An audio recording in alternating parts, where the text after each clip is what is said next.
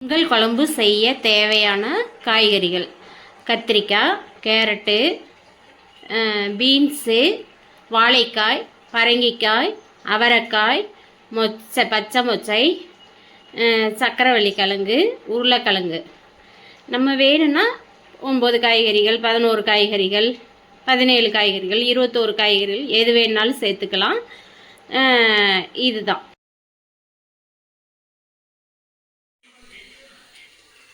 Oil ஊற்றிட்டு தேவையான oil ஊற்றிக்கோங்க.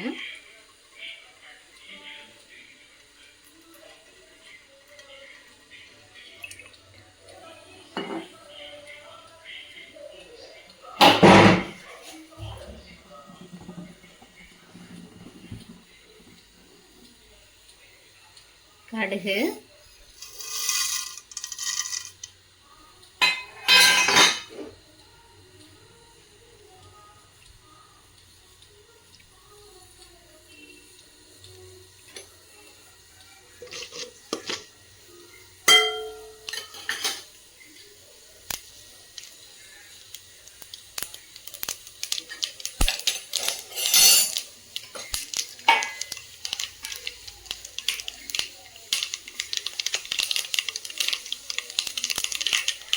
கடுகு, வெந்தயம், ஜீரகம், கருவேப்பிலை,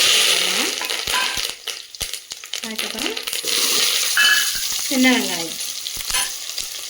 வெங்காயம் போட்டு நல்லா தாளிச்சுக்கோங்க. நல்லா பொன்னிறமாக வதங்குற வரைக்கும் வெயிட் பண்ணுங்க.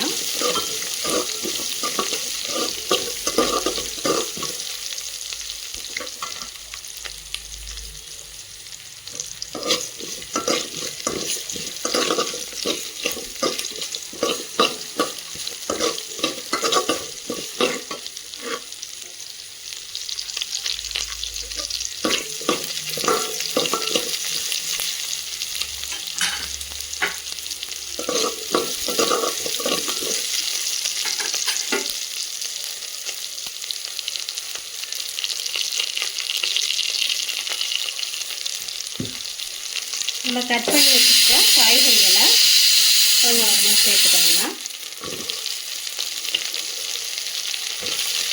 ஃபஸ்ட்டு பீன்ஸு, கேரட்டு, முட்டைக்கொட்டை இதெல்லாம் போடுங்க. நீர் காய்கறிகள் பூசணிக்காய், உருளைக்கிழங்கு,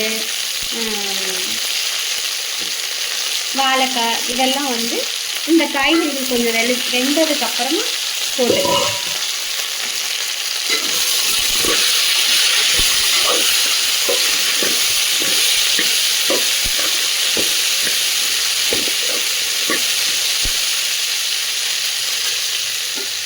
இது இப்படியே இருக்கட்டும், கொஞ்சம் நேரம் வேகட்டும். சிறிதளவு உப்பை போட்டு மீதி இருக்க காய்கறிகளையும் போட்டு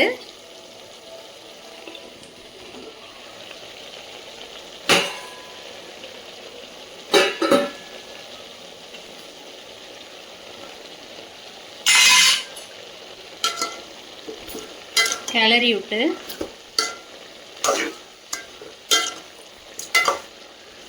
எல்லா காய்கறிகளையும் கிளறி விட்டு ஒரு மூடி போட்டு மூடி வச்சிடலாம். இப்போ இந்த குழம்பு திறந்து பார்த்தோன்னா முக்கால்வாசி காய்கறிகள் வெந்திருக்கும். ஏற்கனவே நம்ம இது பருப்பு தக்காளி போட்டு வேக வச்சுருக்கோம், துவரம் பருப்பு. அதை எடுத்து இப்போ இதில் ஊற்றிக்கலாம்.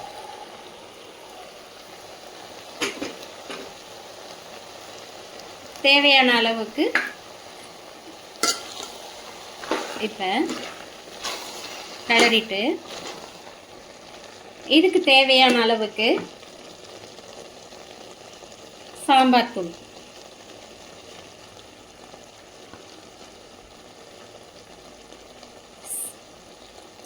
தூள், கொஞ்சம் உப்பு,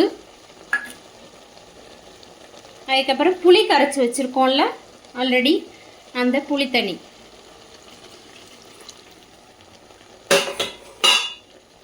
இது எல்லாத்தையும் நல்லா மிக்ஸ் பண்ணி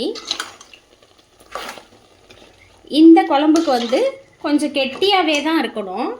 அதனால் நிறைய தண்ணி சேர்க்க வேணாம். அப்போ தான் நம்ம சாப்பிட்றப்ப நல்லாயிருக்கும். சிறிதளவு மஞ்சத்தூள், தேவையான அளவுக்கு உப்பு போட்டுக்கோங்க. போட்டு மறுபடியும் மூடி வச்சிருங்க. 10 நிமிஷம் சிம்மில் வச்சுட்டு அதுக்கப்புறம் நல்லா கொதிக்கும்.